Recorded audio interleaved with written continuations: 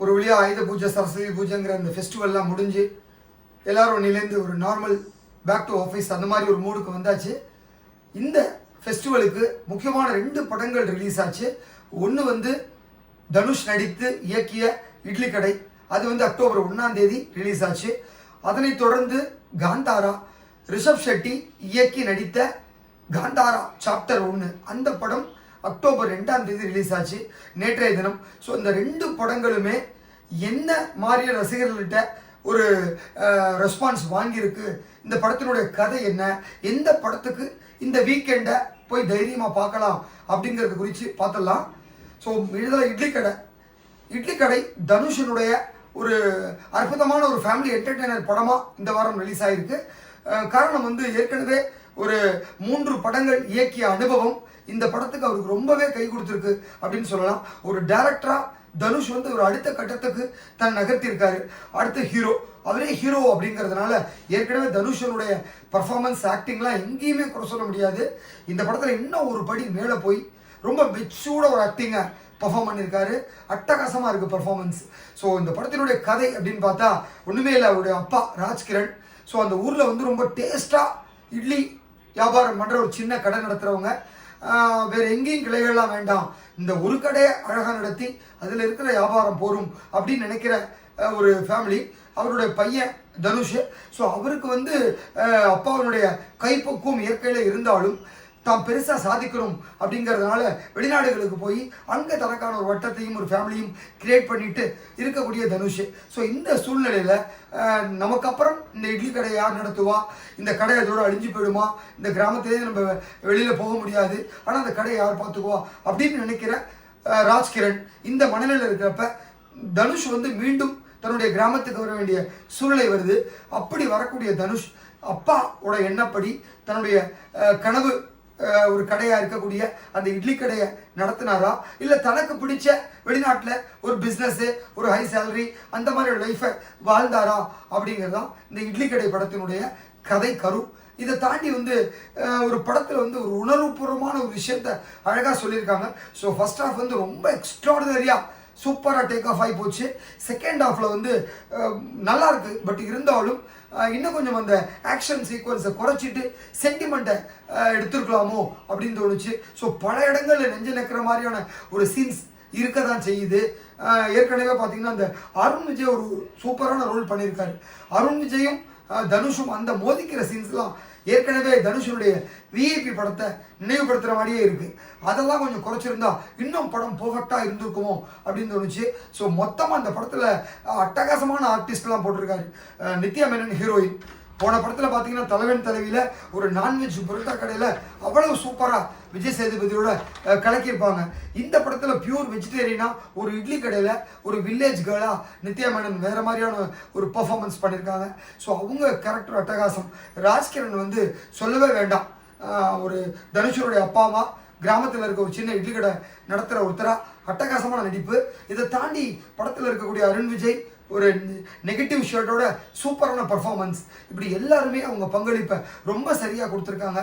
So idli கடை படம் நம்பி போகலாம். ஒரு ஃபேமிலி என்டர்டெய்னராக எப்போதுமே ஒரு பழமொழி இருக்கும், இட்லிங்கிறது ஒரு சரிவிகித உணவு, டாக்டர் எல்லாருமே அதான் ப்ரிஸ்கிரைப் பண்ணுவாங்க.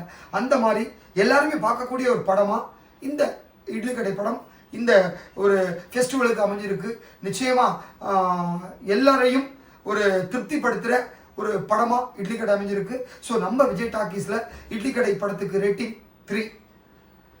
அடுத்து 2வது காந்தாரா சாப்டர் 1. ஸோ ரிஷப் ஷெட்டியினுடைய ஒரு ட்ரீம் ப்ராஜெக்ட் அப்படின்னே சொல்லலாம். எந்த எதிர்பார்ப்புமே இல்லைங்க.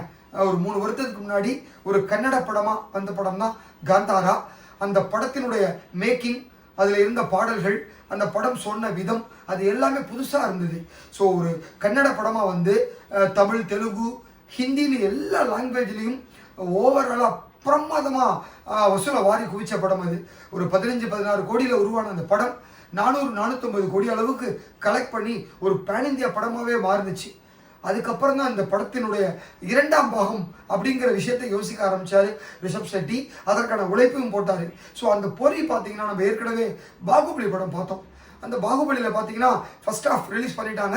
ஸோ ரிலீஸ் பண்ணுறப்ப பார்த்தீங்கன்னா லாஸ்ட் சீனில் வந்து கட்டப்பா வந்து கொண்டுடுவார் ஏன் பிரபாஸை கட்டப்பா கொன்னார் அப்படிங்கிற ஒரு அந்த கேள்விக்குறியோட படம் முடிஞ்சிருக்கும். அதுக்கப்புறம் தான் பார்த்தீங்கன்னா அந்த கதையினுடைய ப்ரீக்வல் அதெல்லாம் வந்து பாகுபலி தி கன்க்ளூஷன்னு ராஜமௌழி பண்ணி அதை வந்து ஒரு படமாக எடுத்தார். அந்த படம் வந்து பேன் இண்டியா படமாக உருவாகி மிகப்பெரிய கலெக்ஷனுங்க. ரெண்டுமே படம் 1000 கோடியை தாண்டி கலெக்ட் பண்ண படம். அந்த மாதிரி தான் இந்த காந்தாரா படம் வந்து லாஸ்ட்டில் முடிகிறப்ப பார்த்தா ரிஷப் ஷெட்டி வந்து ஒரு காட்டுக்குள்ளே போவார், சாமியா மாதிரி பயங்கரமாக ஆட்டமாடி. அந்த காட்டுக்குள்ளே போனோன்னு அப்படியே மறைஞ்சு போவார். அவர் ஏன் மறைஞ்சாரங்க, அங்கே என்ன நடந்தது அப்படிங்கிறதான். ஸோ அதுக்கப்புறம் என்ன சொல்லலாம் அப்படின்னா அந்த கதையினுடைய முன்கதை அதுதான் வந்து ப்ரீக்குவலாக வந்தது. இப்போ வந்து காந்தாரா சாப்டர் 1 அப்படிங்கிற பேரில் ரிலீஸ் ஆகிருக்கு. ஸோ இதுவுமே வந்து ஆரம்பத்திலே வந்து ஃபர்ஸ்ட் பார்ட் மாதிரி ஒரு கன்னட படமாக எடுக்காமல் ஒரு பேன் இண்டியா படமாக தான் உருவாச்சு. கிட்டத்தட்ட ஒரு 400 கோடி பட்ஜெட்டில் மிக பிரம்மாண்டமாக இந்த படத்தை உருவாக்குனார் ரிஷப் ஷெட்டி. அதுவும் ஒவ்வொரு சீன் பை சீன் பிரம்மாண்டம். அதாவது அவங்க பணத்தை செலவு பண்ணியிருக்குங்கிறது ஒவ்வொரு சீன் பை சீன் தெரியுது. அவ்வளோ ஒரு மேக்கிங் அந்த படம் வந்து எக்ஸ்ட்ராடினரியான ஒரு மேக்கிங். ஒரு இதெல்லாம் வந்து பார்த்தீங்கன்னா கன்னட படமா அப்படின்னு சொல்லுவோம். இன்னைக்கு கேஜிஎஃப் மாதிரி படங்கள் வந்ததுக்கப்புறம் இந்த கன்னட இண்டஸ்ட்ரி வந்து பேன் இண்டியா லெவலில் பேசப்படுற ஒரு இண்டஸ்ட்ரியாக மாறி நிற்குது. அதற்கு பெரிய உதாரணம் இந்த காந்தாரா சாப்டர் 1 படத்தை சொல்லலாம். ஸோ அந்த அளவுக்கு மேக்கிங்காக மிரட்டி இருந்தார் ரிஷப் ஷெட்டி. அடுத்தது ஹீரோவா அவ்வளோ பெரிய உழைப்புங்க. அந்த முதல் பார்ட்லேயே பார்த்தோம் எப்படி ஒரு அந்த உடம்பை இழைச்சிக்கிட்ட ஒரு கத்த சத்தம், அப்புறம் வந்து அந்த சேத்துல உழுந்து பிறல்றது, அந்த எருமை ஃபைட் ஆகட்டும், அதுக்கப்புறம் அவ்வளோ வெயிட்டாக இருக்க அந்த ட்ரெடிஷ்னல் காஸ்டியூமை போட்டுக்கிட்டு அவர் ஆடின விஷயமாகட்டும், அது எல்லாமே இதில் இருக்குது. ஸோ கதை அப்படின்னு பார்த்தா காந்தாராங்கிற ஒரு மலைவாழ் மக்கள் வசிக்கிற அந்த பழங்குடியின மக்கள் வசிக்கிற ஒரு பகுதி. அதில் ஈஸ்வரன் காடுன்னு ஒரு ஃபாரஸ்ட் இருக்குது. அந்த ஃபாரஸ்ட் மேலே அந்த நாட்டு ராஜாவுக்கு ஒரு கண்ணு, அதை அவங்க மூதாதையர்கள் கொடுத்த லேண்ட் அப்படிங்கிறதுனால அதை அபகரிக்க நினைக்கிறாரு. அந்த லேண்டுக்குள்ளே போனவங்க திருப்பி வரவே மாட்டாங்க. கடைசியாக அந்த ராஜாவோட பையன் மட்டும்தான் மிச்சமாவான். அவன் என்ன ஆனா, என்ன நடந்தது, அந்த காட்டை அடைஞ்சாங்களா இல்லையா, அதுதான் படத்தினுடைய கதை. ஸோ அது வந்து கொஞ்சம் கூட அந்த ட்ரெடிஷன் மாறாமல் ரொம்ப சூப்பராக கொண்டு போயிருக்காரு. ஸோ படத்தில் முக்கியமாக வந்து ரிஷப் ஷெட்டியை எவ்வளோ பாராட்டுறோமோ அந்த அளவுக்கு வந்து படத்தினுடைய கதாநாயகியாக இருக்கக்கூடிய ருக்மணி வசந்தா பாராட்டணும். ரொம்ப வந்து ஒரு அட்டகாசமான பெர்ஃபார்மன்ஸ். அதுவும் நார்மலாக வந்து போகிற ஒரு ஹீரோயினை இல்லாமல் இந்த கதையை ஒரு டேர்ன் ஓவர் பண்ணுற ஒரு கேரக்டரை சூப்பராக பண்ணி முடிச்சிருக்காங்க. அதுக்கப்புறம் இந்த படத்துக்கு வந்து பெரிய பேக் போனாக இருக்கிறது ஆர்ட் டைரக்டர் ஒர்க்கு.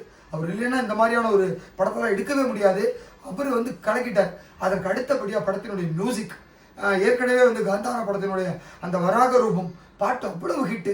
ஸோ முதல் பாட்டுக்கு இசையமைத்த அதே மியூசிக் டைரக்டர் தான் இந்த படத்துக்கும் மியூசிக் பண்ணியிருக்காரு. ஸோ பேக்ரவுண்ட் ஸ்கோர் அமேசிங்காக பண்ணி கொடுத்துருக்காருங்க, வாய்ப்பே இல்லை. அவர் அவ்வளவு பர்ஃபார்மன்ஸில் கலக்கியிருக்காரு மியூசிக்கில். அப்புறம் பார்த்தீங்கன்னா டிஓபியும் கடுமையான உழைப்பு. ஸோ பெருங்காட்சிகள் வந்து நைட் எஃபெக்டில் அந்த லைட்டிங்கில் ரொம்ப அழகாக பண்ணி கொடுத்துருக்காரு.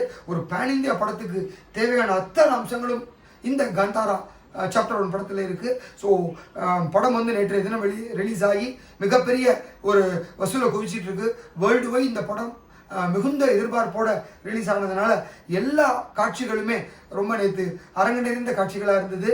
ஸோ ஃபர்ஸ்ட் டே கலெக்ஷன் 100 கோடியை தாண்டும் அப்படிங்கிற ஒரு நம்பிக்கையோடு இருக்காங்க. நிச்சயமாக இன்னும் ஒரு சில மணி நேரங்களில் அந்த ரிசல்ட்டும் வந்துடும். ஸோ காந்தாரா படமும் நம்ம விஜய் டாக்கீஸில் ரேட்டிங் 3.